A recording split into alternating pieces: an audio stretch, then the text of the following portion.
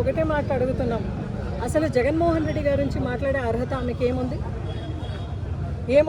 ఆమె seasonal politics చేస్తూ ఉంది.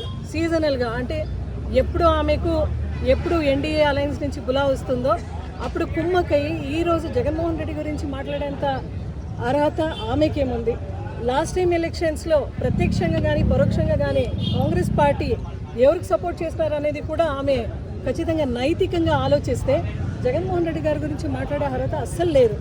నేను సోషల్ మీడియాలో పేపర్లో చూస్తున్నాను, ఆమె ఎక్కడ పోటీ చేయాలని పోటీ చేసిందో అక్కడికే ఒక గెస్ట్ లాగా పోతా ఉంది. అసలు ఏపీ రాజకీయంలో ఎక్కడ కూడా ఏమీ పట్టించుకునే పరిస్థితిలో లేదు.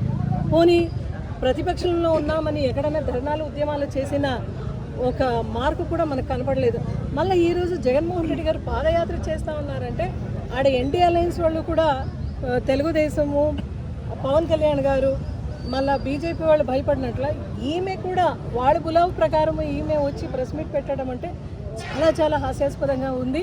షర్మిలమ్మ, నువ్వు ఏదైతే పార్టీలో ఉన్నావో సరిగా ఆ పార్టీలో ఉన్న నాయకులు కానీ అదేవిధంగా వేరే వాళ్ళు కానీ నీ పైన కంప్లైంట్ చెప్తున్నారు. ఎక్కడ కూడా నువ్వు పోయి స్పందిస్తా లేదంట ప్రజల సమస్య.